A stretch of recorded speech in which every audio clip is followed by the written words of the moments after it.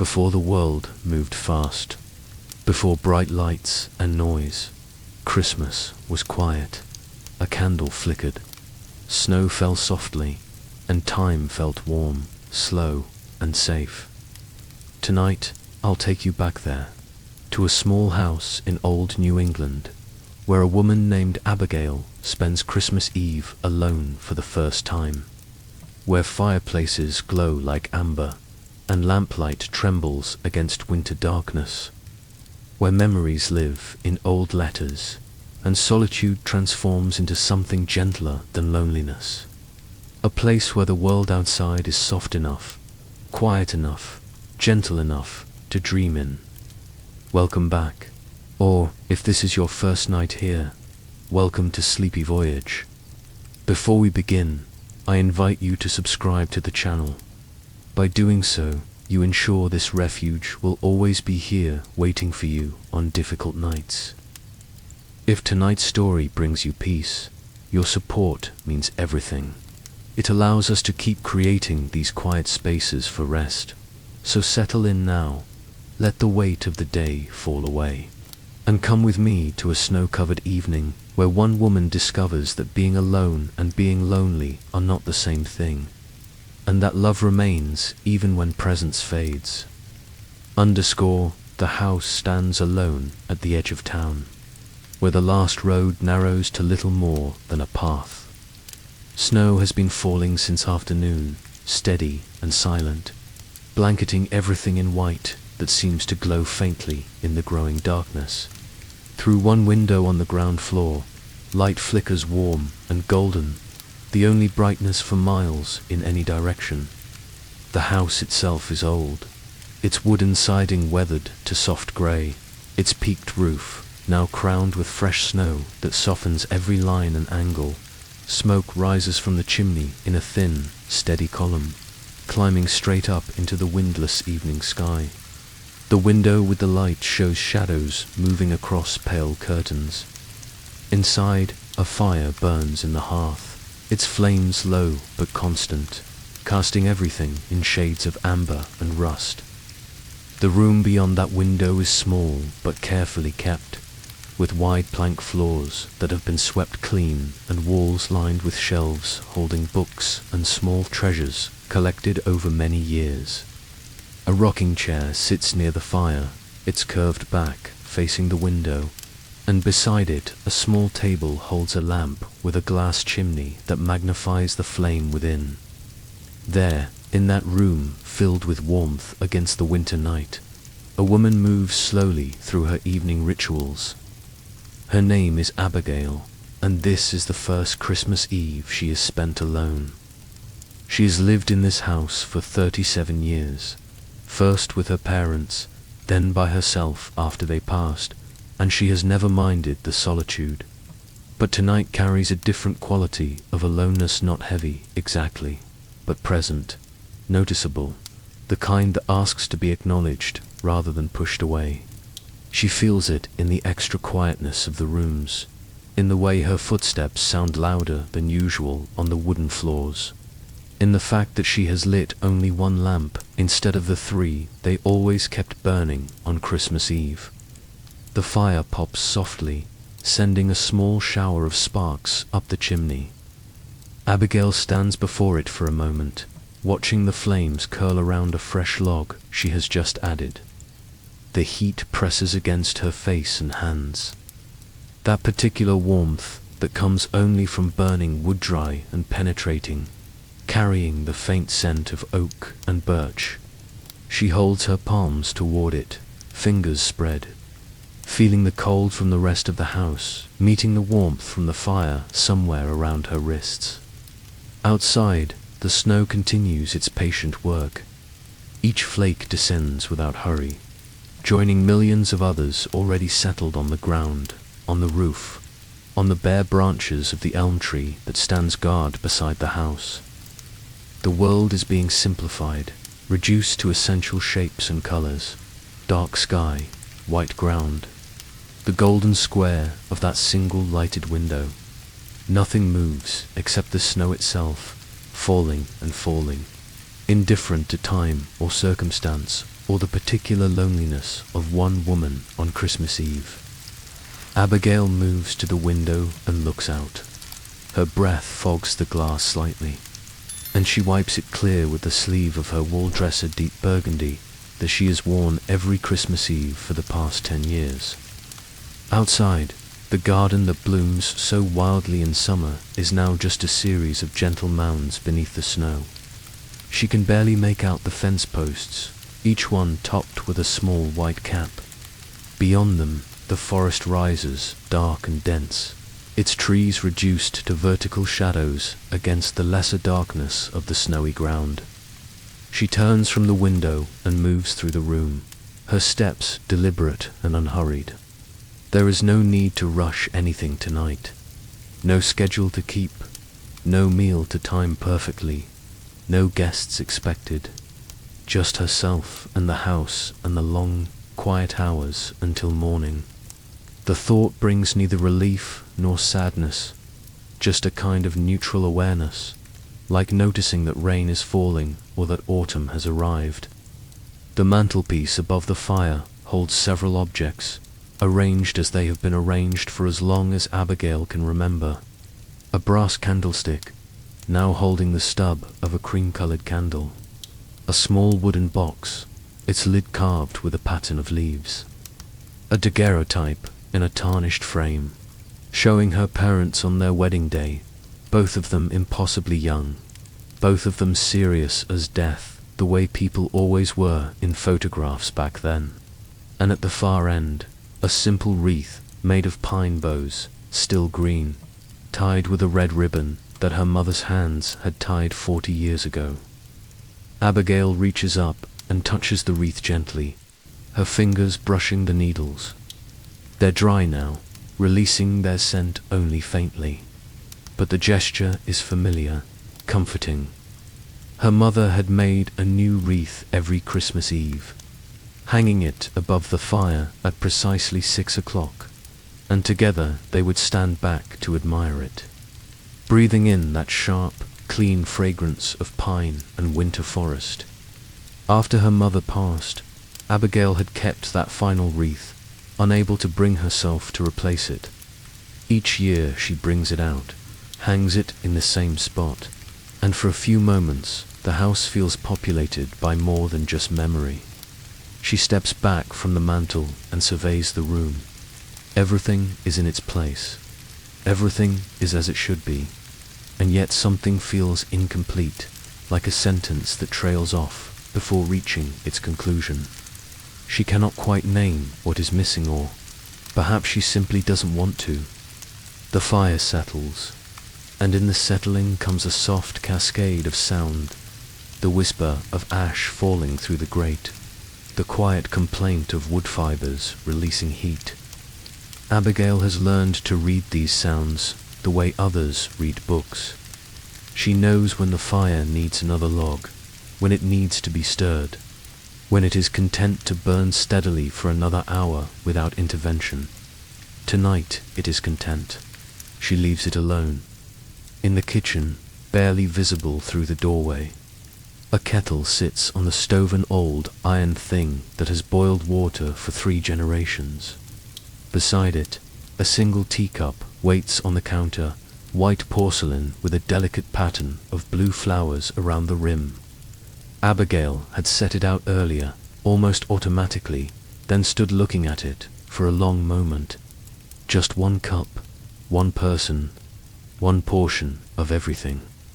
She moves to the kitchen now, her wool slippers making soft, shushing sounds against the floor.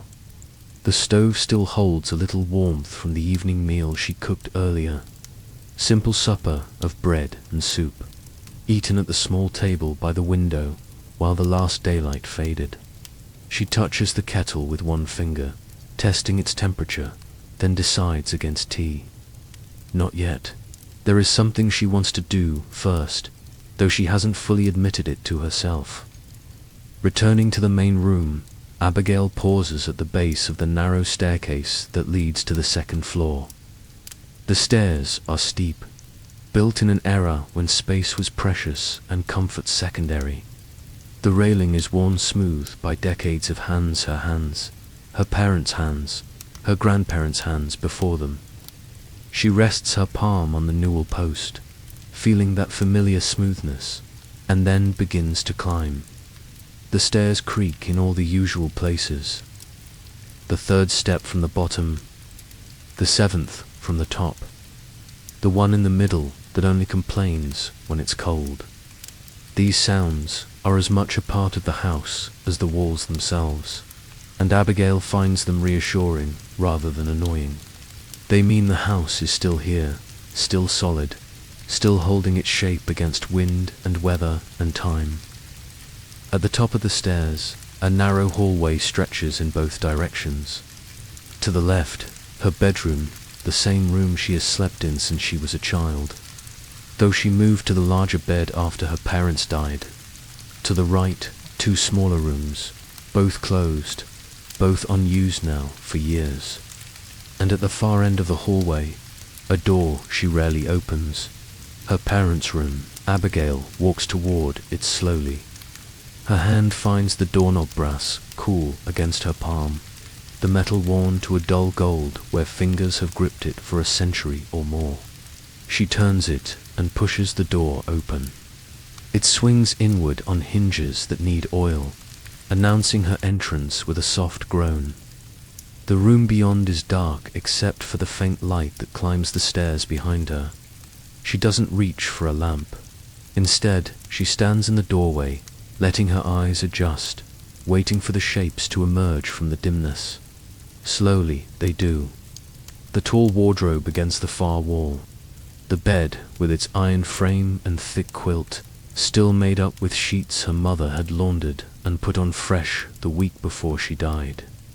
The small table by the window, empty except for a layer of dust that catches what little light there is.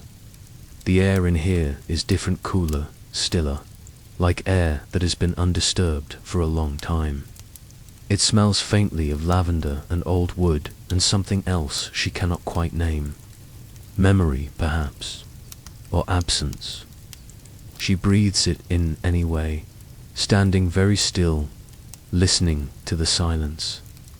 There is a chair beside the bed, a simple ladder-back chair with a cane seat. Abigail crosses to it and sits down carefully. The cane creaks under her weight, but holds. From here she can see the window, and through it the snow falling past in the darkness. Each flake briefly visible as it passes through the small sphere of light cast by the lamp downstairs. The sight is hypnotic. She watches without thought, without intention, just letting the snow fall and fall and fall. Her father used to sit in this chair on nights when her mother couldn't sleep. He would read to her from whatever book was at hand, novels, essays, even the newspaper if nothing else was available.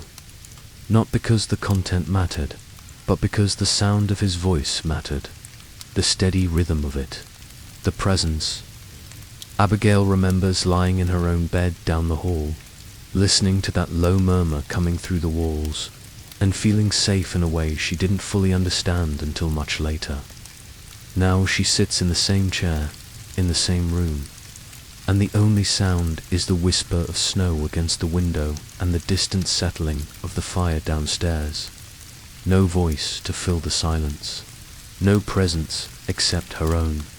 She allows herself to feel this fully. The empty chair across from her, where her mother used to sit, the unused bed, the wardrobe full of clothes that will never be worn again. She doesn't fight the feeling or try to talk herself out of it. She just sits with it, the way she might sit with a visitor who has arrived unexpected but not unwelcome. After a time, she doesn't know how long, Abigail rises from the chair. She moves to the wardrobe and opens it carefully. The hinges protest less than the door did. Inside, her mother's dresses hang in a neat row. Their colors muted in the darkness, grey and brown, and one deep blue that had been saved for special occasions. She reaches in and touches the blue one, running her fingers down the sleeve. The fabric is cool and slightly stiff, holding its shape even without a body inside it. She brings the sleeve to her face and breathes in, hoping for some trace of her mother's scent. But there is only the smell of cedar from the sachets her mother had hung in the wardrobe to keep moths away. At the bottom of the wardrobe, tucked into the corner, is a small wooden box. Abigail recognizes it immediately, her mother's letterbox, where she kept correspondence from relatives and friends, sorted by year and tied with ribbons. Abigail has never opened it, though she has known of its existence for decades. It seemed private somehow, sacred, but tonight, kneeling on the floor in the dim room with snow falling outside and Christmas Eve settling into full darkness, she reaches for it. The box is heavier than expected, solid oak with a simple brass clasp. She lifts it carefully and carries it downstairs, moving slowly on the steep steps, holding it against her chest with both hands. Back in the main room, the fire has died down to a bed of glowing coals. She sets the box on the table beside the rocking chair and adds 2 fresh logs to the fire, waiting until they catch before she sits down. The rocking chair accepts her weight with a familiar creak. She has sat in this chair 10,000 times, reading, knitting, just thinking, and its contours know her body perfectly. The arms are worn smooth where her forearms rest. The back curves to support her spine exactly.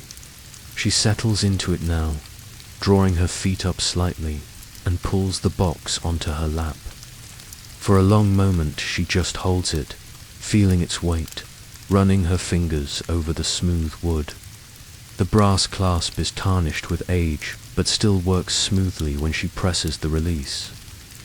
The lid opens on small hinges, revealing bundles of letters tied with faded ribbons, some blue, some pink, some that might once have been red but have faded to rust. Each bundle is labeled in her mother's careful handwriting, 1847 to 1850, 1851 to 1855, 1856 to 1860. Abigail chooses a bundle at random, the one labeled 1867 to 1870, the years when she herself was just a small child, when her parents were still young and the future seemed limitless. She unties the ribbon carefully, trying not to let it crumble, and opens the first letter. The paper is thin and brittle, the ink faded to brown, but the handwriting is still legible.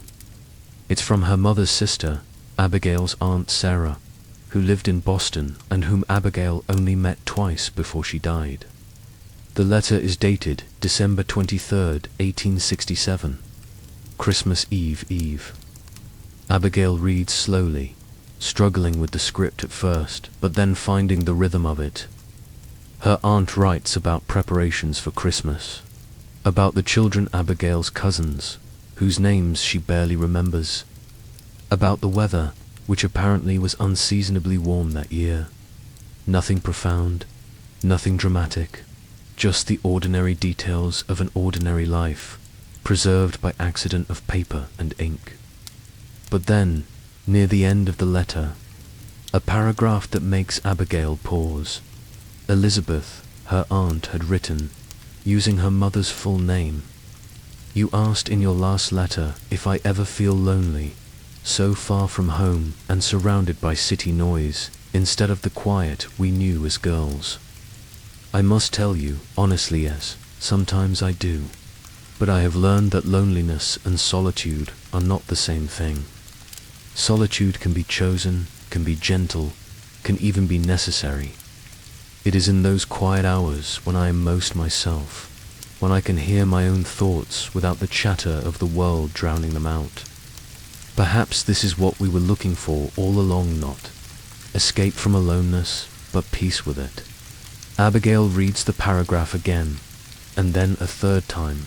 The words seem to glow slightly brighter than the others, as if lit from within. She has spent this entire evening circling around a feeling she couldn't quite name, and here it is, written a lifetime ago by a woman she barely knew. speaking directly to this moment. Not escape from aloneness, but peace with it. She sets the letter down gently and looks into the fire. The new logs have caught fully now, flames dancing between them, sending shifting patterns of light across the walls and ceiling. The room is warm, almost too warm, but she doesn't move away from the fire. The heat feels necessary somehow, like it's thawing something that has been frozen for longer than just this evening. Outside, the snow has intensified. She can see it through the window-thick flakes now, falling faster, accumulating more quickly. By morning, the house will be completely buried in white, the path to the road erased, the fence posts invisible. She will be truly isolated then, cut off from town until someone with a horse and plough decides to come this way. The thought brings no anxiety. If anything, she feels a small flutter of relief. Let the snow come. Let it cover everything. Let there be nothing expected of her except to be here in this house. With these memories and this fire and the silence that is beginning to feel less like an absence and more like a presence, she picks up another letter from the bundle, then another. Some are short, others fill multiple pages. Some are chatty and light, others more serious. She reads them all, slowly, carefully, trying to imagine the women who wrote them, aunts and cousins and friends of her mother's. All of them gone now, all of them reduced to these fragile pages covered in fading ink. But as she reads, they become vivid again. She can almost hear their voices, almost see their hands moving across the paper. They were real once, these women. They lived and worried and celebrated and eventually died. And somewhere along the way they took the time to sit down and write to her mother, to reach across distance with words, to say, "I am here, you are there, but we are still connected." The fire pops loudly, startling her slightly. She looks up from the letters and realizes her neck is stiff from bending over them for so long. She sets the bundle aside and stretches, hearing small cracks and pops from her spine and shoulders. Through the window, full darkness has arrived. The snow is barely visible now, except where it passes through the sphere of lamplight. Everything else is just varying shades of black and grey and white. She should be hungry, she thinks. She barely ate at supper, and it's been hours now. But she feels no appetite, only a kind of restless energy that wants an outlet. She stands and walks to the window, pressing her palms against the cool glass, looking out into the winter night. The world has disappeared. There is only this house, this room, this moment. Everything else has been erased by snow and darkness, leaving her suspended in a bubble of warmth and light that feels both fragile and eternal. Her reflection stares back at her from the glass a middle-aged woman in a burgundy dress, hair pulled back simply, face lit from behind by the fire. She looks at herself for a long moment, this stranger who is also herself, and tries to see what others would see. Is she lonely? Is she sad? Or is she just alone, and learning that this is acceptable, perhaps even good? She cannot quite answer these questions, so she turns away from the window and back to the room. The box of letters still sits on the table, its contents spilling out across the surface. She should put them away, return them to their proper order, close the lid and carry the box back upstairs. But she doesn't want to. Not yet. There is something about having them out, visible, that makes the house feel fuller. As if by reading them she has invited all those distant women back, if only as ghosts, if only for this one night. Instead of putting the letters away, she picks up a different bundle, the most recent one, labeled 1882-1883, her mother's final years. These letters are in different handwriting now, many of them from people Abigail remembers. Her mother's friend Clara from church, a cousin in Connecticut, a few from distant relatives she had never met but who wrote faithfully every Christmas. She opens one dated December 20th, 1883, 4 days before her mother died. The letter is from Clara. It's brief, just a few lines wishing Elizabeth a peaceful Christmas and promising to visit in the new year. Nothing in the words suggests that the writer knew this would be their final correspondence, that the visit promised would never happen. Just ordinary words written in ordinary time, unaware that time was about to run out. Abigail folds the letter carefully and sets it aside. She remembers Clara at the funeral, weeping openly, clutching a handkerchief and saying over and over, "But I was going to visit. I was going to visit." We never know, Abigail thinks, which goodbye will be the final one, which ordinary moment will turn out to be the last. Her mother had gotten up on Christmas Eve morning 4 years ago, feeling slightly tired but otherwise well. She had helped with breakfast, had sat in this very chair darning socks, had commented on how lovely the snow looked. By evening she complained of being cold, even sitting right by the fire. By midnight she was burning with fever. By dawn on Christmas Day she was gone. No warning, no time to prepare. Just there and then not there, like a candle being snuffed out between one breath and the next. Abigail had spent that Christmas Day in a state of shock, so complete that she felt nothing at all. Neighbors came and went. The doctor came, the undertaker came. People spoke to her and she responded, but she had no memory later of what anyone said or what she said back. She moved through the day like a sleepwalker, doing what was expected, accepting condolences, making arrangements, and feeling absolutely nothing. The nothing had lasted for weeks, months, really. It was only the following Christmas, a full year later, that the grief finally arrived in force, crashing over her like a wave that she had somehow kept at bay for 12 straight months. And now here she is, on the 4th Christmas Eve, without her mother, reading letters that woman saved and cherished, sitting in the chair where that woman sat, living in the house that woman made into a home. The grief is still there. She can feel it like a low hum beneath everything else, but it has changed quality. It's no longer the sharp, cutting thing it was. It's softer now, duller. It hurts less, but takes up more space, filling corners and crevices rather than stabbing straight through. She looks at the pile of letters and suddenly understands why her mother kept them, not as records or proof or memories exactly, but as evidence. Evidence that she was loved, that people thought of her, that she mattered to others enough for them to pick up a pen and share their lives with her. These letters are love made visible, made permanent. They say, "You were here, you were known, you were cherished." And now Abigail wonders, what evidence will she leave? Who will sit in this chair 4 years from now, or 40, opening her belongings, looking for proof that she lived and loved and mattered? She has no children, no husband. Her cousins barely write anymore, and when they do, it's just brief notes at Christmas and birthdays. She exists in this house almost entirely alone, her days unmarked by anyone else's presence or attention. When she dies, whether suddenly like her mother, or slowly over years, who will know? Who will mourn? Who will keep her letters, assuming she had any worth keeping? The thought should frighten her or sadden her, but oddly it does neither.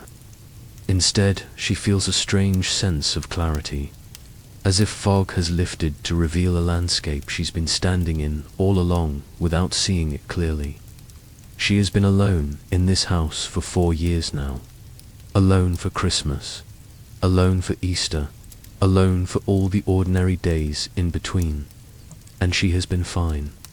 Not happy exactly, not the way she was when her mother was alive, but fine, functioning, managing, even sometimes content. Perhaps this is the transformation her Aunt Sarah had written about: not escape from aloneness, but peace with it. Not filling the empty spaces with noise and activity and people, but learning to live with the emptiness, to let it be empty without panicking about it. To understand that alone and lonely are different words with different meanings, and one does not automatically imply the other. She gathers up the letters slowly, sorting them back into their bundles, tying the ribbons that will hold them. Each knot is careful, deliberate. She is preserving something here, even if she's not sure what or for whom. When all the letters are bundled and returned to the box, she closes the lid and sets it on the floor beside the chair. She will return it to the wardrobe tomorrow. Tonight she wants it near. The fire has burned down again, reduced to glowing coals with just a few small flames licking at the charred remains of the logs. Abigail adds more wood, smaller pieces, this time kindling-sized, meant to burn bright but not long. She wants heat and light for a little while longer, but she's also aware that it's getting late, that sleep will be necessary eventually, and the fire should be allowed to die down gradually rather than being built up high only to be smothered later. She returns to the rocking chair but doesn't sit. Instead, she stands beside it, one hand resting on its back, looking around the room as if seeing it for the first time. Everything is familiar: the worn rug before the fire, the shelves of books with their faded spines, the mantel with its careful arrangements, the window with snow pressing against the glass. But familiar does not mean invisible. Tonight she is seeing it all freshly, with eyes that understand what it took to make this space, to maintain it, to fill it with warmth and care year after year. Her mother had lived in this house for 60 years, had swept these floors and polished this furniture and tended this fire thousands upon thousands of times, had done it mostly without complaint, without fanfare, without anyone paying particular attention. Just the quiet, repetitive work of making a home, of keeping life going, of ensuring that warmth and cleanliness and order persisted even when chaos pressed in from outside. It was humble work, invisible work, but it mattered. It created this refuge, this peace, this sense that some places in the world are safe and good and dependable. And now Abigail has been doing the same work for 4 years, and will likely do it for decades more, sweeping and polishing and tending, maintaining what her mother built, preserving this small corner of warmth in a cold world. The work itself may never be celebrated or even noticed, but it matters, she matters, not because of what she produces or achieves or leaves behind, but simply because she is here, keeping the fire burning, keeping the house standing, keeping the tradition of care and attention alive for whoever might need it next. The thought brings a strange sensation to her chest, not quite warmth, not quite relief, but something in between, an easing, a settling, as if something that had been clenched tight has finally relaxed its grip. She breathes in slowly, testing this new feeling, finding it solid, real.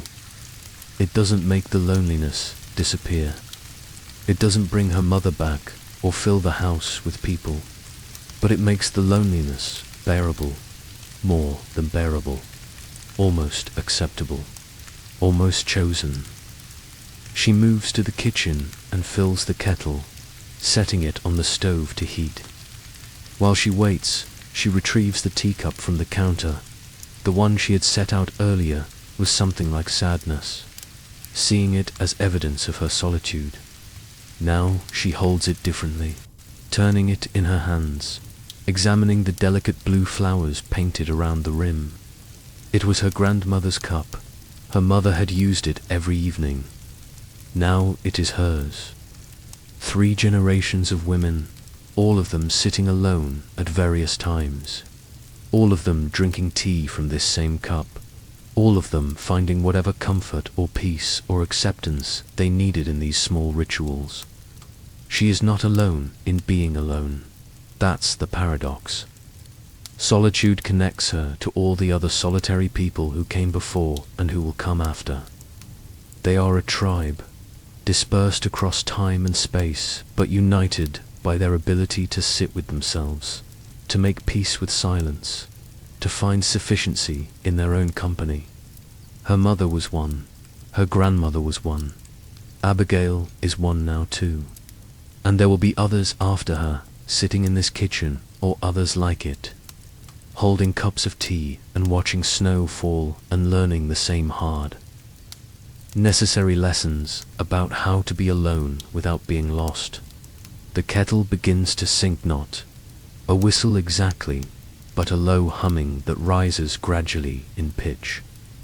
Abigail removes it from the heat before it reaches full boil and pours water over the tea leaves she's placed in the pot. The scent rises immediately, chamomile and lavender, the same blend her mother always made in the evenings. Abigail had learned to make it by watching, never from explicit instruction, just observation and imitation and eventually mastery. Now she pours the steeped tea into the flowered cup and carries it back to the main room, walking carefully so as not to spill. She sets the cup on the small table beside the rocking chair and settles herself once more into the chair's familiar embrace. The fire has caught the new kindling and is burning bright again, casting dancing shadows across the ceiling. The tea is too hot to drink yet, so she just holds the cup in both hands, feeling the warmth seep into her palms and fingers. Outside, the snow continues its endless falling. Inside, the fire crackles and hisses. And here, in the space between inside and outside, between presence and absence, between grief and acceptance, Abigail sits and breathes and allows herself simply to be. The rocking chair moves slightly under her weight, just a gentle back and forth motion that requires no effort, only permission. She rocks slowly, holding the teacup, watching the fire, letting time pass without counting it. Minutes or hours, it doesn't matter. There is nowhere she needs to be, nothing she needs to do. For this night, for these hours, she can simply exist without purpose or plan, without obligation or expectation. She can be exactly what she is, a woman alone in a house on Christmas Eve, neither happy nor sad, neither fulfilled nor empty, just present and aware and at peace with what presence and awareness reveal. The tea has cooled enough to drink now. She takes a small sip, feeling the liquid slide down her throat, warming her from the inside the way the fire warms her from the outside. The taste is familiar and comforting, slightly floral, slightly sweet, exactly right. She takes another sip, then another, not rushing, letting each mouthful settle before taking the next.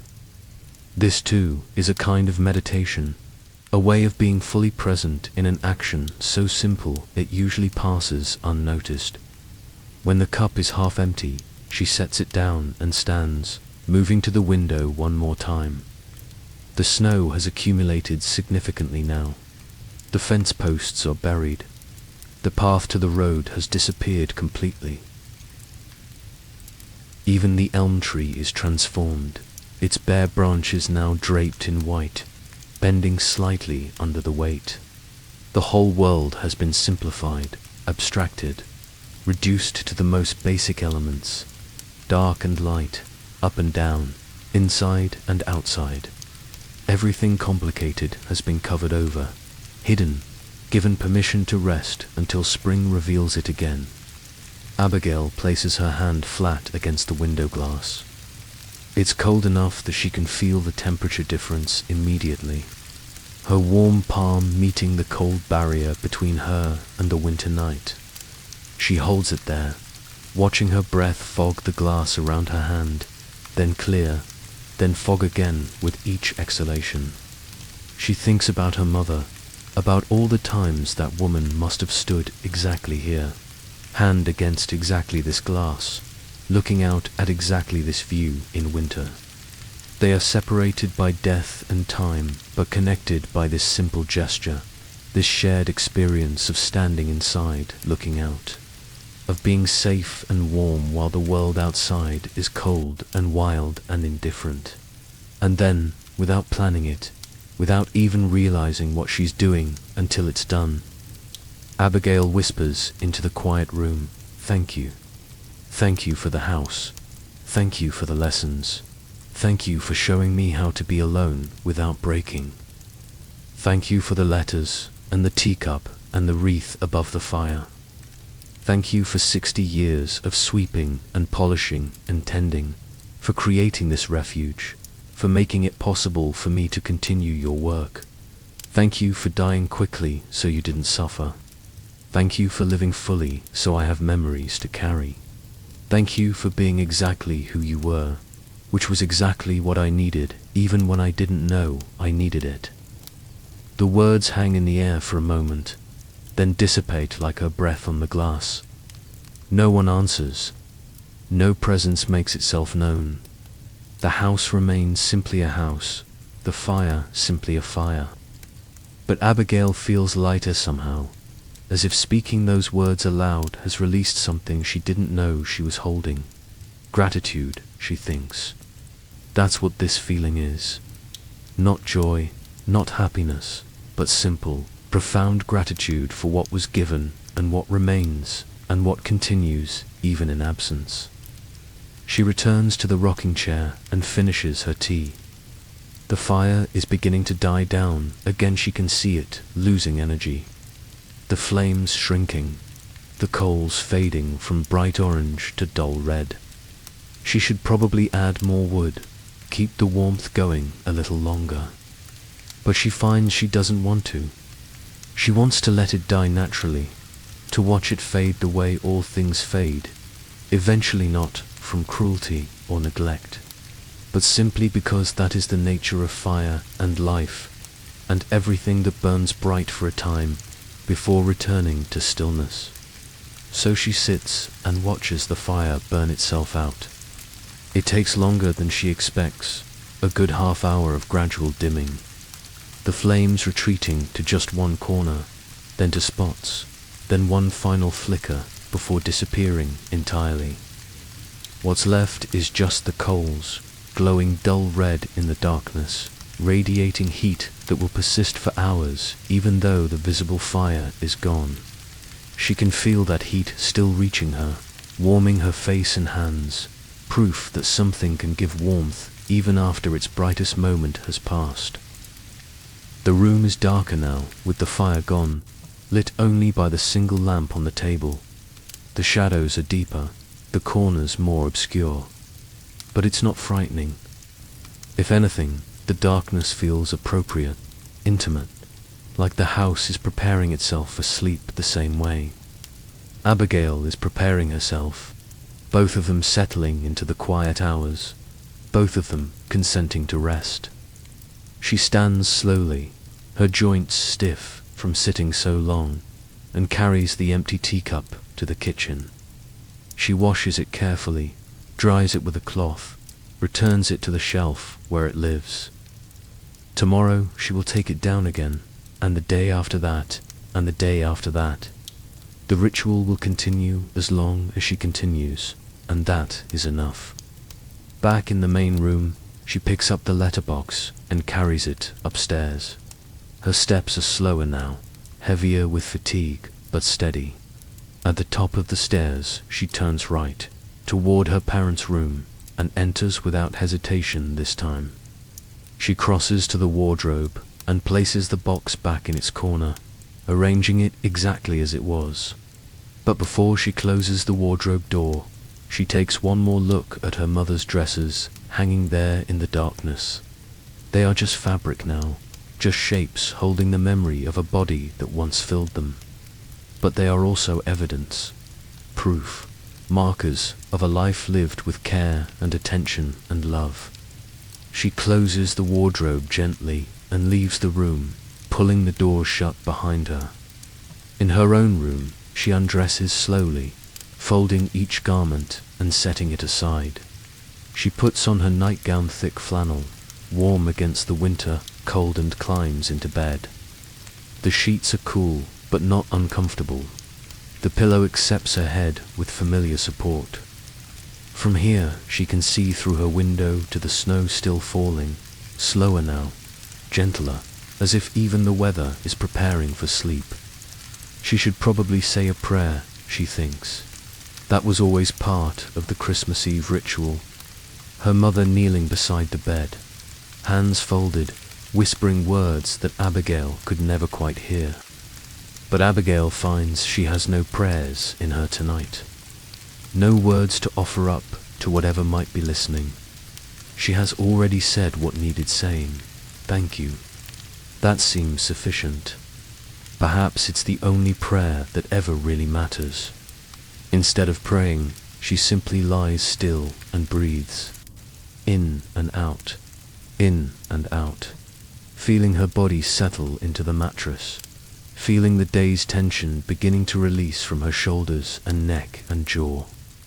She is tired, not the exhausted, desperate tired that comes from too much effort, but the natural, earned tired that comes at the end of a full day. Her eyes are heavy. Her thoughts are beginning to drift and fragment, losing their sharp edges, becoming more like dreams than actual thinking. Through the window, the snow continues its patient work, covering everything, simplifying everything, making the world new and clean and soft. Abigail watches it for a while longer, her eyelids growing heavier with each passing moment. The house is silent now, except for the small sounds every old house makes, the settling of boards, the tick of cooling stove metal, the whisper of wind finding its way through invisible cracks. These sounds are lullabies, familiar and safe, singing her toward sleep. She thinks about the letter from her Aunt Sarah, about those words that seemed to glow on the page. Not escape from aloneness, but peace with it. She has found that peace tonight, she realizes. Not through effort or determination or willpower, but through simple acceptance. Through sitting with what is, rather than fighting for what isn't. Through understanding that presence and absence can coexist, that love persists even when the beloved is gone, that being alone is not the same as being abandoned. Her mother is gone. That fact hasn't changed and won't change. The house is empty of everyone except herself. That fact remains. But emptiness and fullness are not opposites, she understands now. They are different states that can occupy the same space simultaneously. The house is empty of people, but full of memory. She is alone, but accompanied by everyone who ever loved her. Everyone whose influence shaped her. Everyone whose gifts, material and otherwise, continue to sustain her.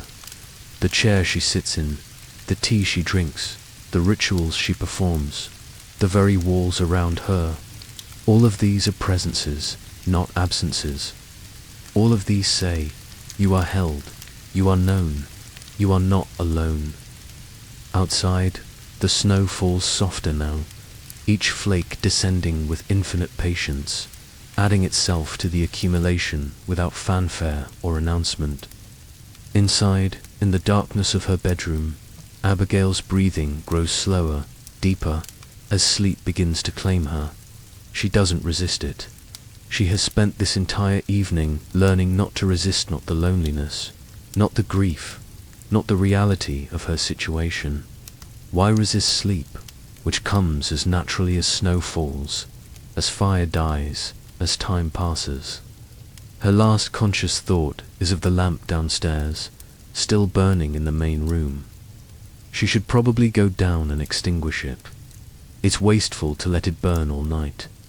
But her body is too heavy now, too close to sleep, and the lamp seems very far away.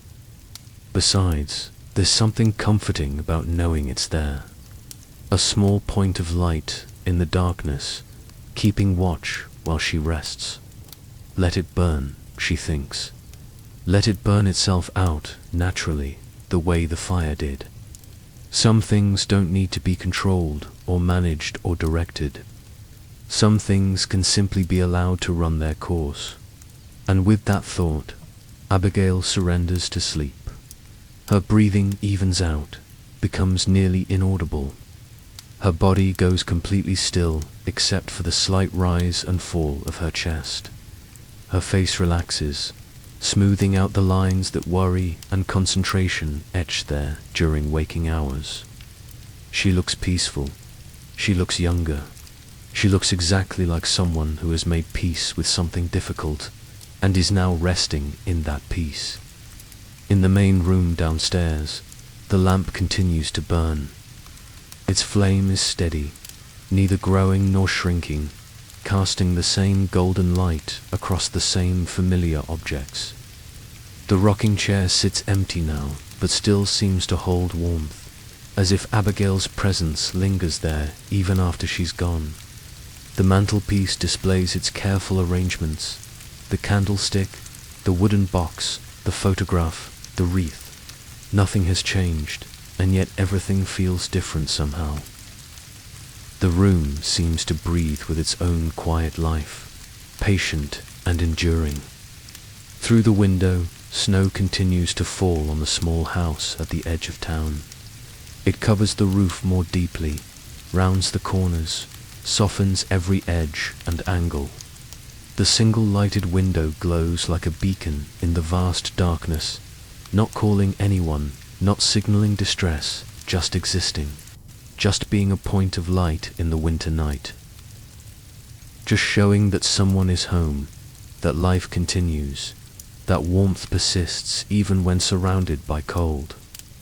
The wind picks up slightly, swirling the falling snow into brief spirals that dissolve as quickly as they form.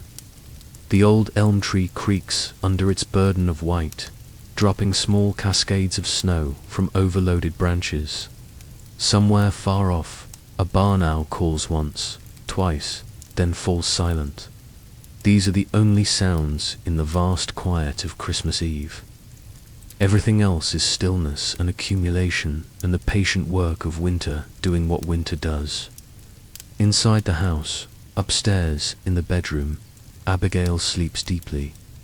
Her dreams, if she has them, are gentle and fragmentary medges of light through windows. The smell of tea, the feel of old letters in her hands, nothing frightening, nothing urgent, just the mind sorting through the evening's experiences, filing them away, making sense of them in the wordless language of dreams. She shifts slightly once, pulling the blankets higher around her shoulders, then settles back into stillness. The lamp downstairs burns lower now. The oil in its reservoir is nearly depleted, and the flame has begun to shrink, casting less light, creating deeper shadows. But it continues burning faithfully, refusing to surrender until the very last moment. The room grows gradually dimmer, the objects within it losing their sharp definition, becoming suggestions rather than certainties. The photograph on the mantel is barely visible now. The books on the shelves have merged into a single dark mass. Even the wreath, so green and vital in full light, is now just a circular shadow against the wall. And then, as midnight passes and Christmas Day officially begins, the lamp flickers once, twice, and goes out. The room plunges into darkness, not complete, because coals still glow faintly in the hearth and snow-reflected light comes through the window, but deep enough that detail disappears entirely. The house, like its occupant, has finally surrendered to rest, has finally allowed itself to stop performing, stop maintaining, stop trying, has finally consented to simply be dark and quiet and still. In that darkness, in that quiet, in that stillness, something settles. Some presence that has been hovering uncertain all evening finally comes to rest. It's not a ghost or a spirit, nothing supernatural or mysterious. It's simply peace. The kind of peace that comes only after struggle has ended, after questions have been set aside, after the need to understand or fix or change has been released. The peace of acceptance, the peace of sufficiency, the peace that says, this is enough, you are enough. All of it is exactly as it should be. The snow continues falling on the sleeping house. The coals continue their slow fade from red to grey. And inside, in the bedroom upstairs, Abigail continues her journey through the landscape of sleep, unaware and untroubled, held safe by walls and warmth and memory and love that persists even in absence. She will wake in the morning to a world transformed by snow, to a Christmas day that belongs only to her, to a life that stretches ahead in uncertain but no longer frightening solitude. But that is tomorrow. Tonight is this snow and darkness and a small house holding one sleeping woman and all the love that has ever existed within its walls. Tonight is sufficient. Tonight is complete. Tonight is Christmas Eve in old New England, and all is well, and all shall be well, and all manner of things shall be well. The house breathes, the snow falls, and somewhere in the space between waking and sleeping, between presence and memory, between what was and what is, there exists a peace so deep and complete that it needs no words, no explanation, no justification. It simply is, and that is enough. The wreath on the mantle, invisible now in darkness, continues to hold its shape. The letters in their box upstairs continue to preserve their words. The teacup on its shelf continues to wait for morning. Everything endures. Everything persists. And in the morning, when light returns and the house wakes again, Abigail will wake with it, and the work of living will continue not because it must, not because it should, but simply because it does. Because life continues until it doesn't, and while it continues, there is warmth to maintain, there is tea to be made, there are rituals to perform, there is peace to be found in the simple act of being present to what is. But for now, while darkness holds and snow falls and Christmas Eve dissolves into Christmas Day, there is only this, rest, deep, complete, well-earned rest, the kind of rest that comes only after transformation, only after something hard has been understood and accepted and integrated, the kind of rest that heals. Abigail sleeps on, breathing softly, her body completely relaxed, her face peaceful in the darkness, and the house sleeps with her, its old bones settling, its weathered walls standing firm against the winter wind, its purpose fulfilled for another day. Together they rest, woman and house, presence and shelter, solitude and peace, waiting for morning but in no hurry for it to arrive.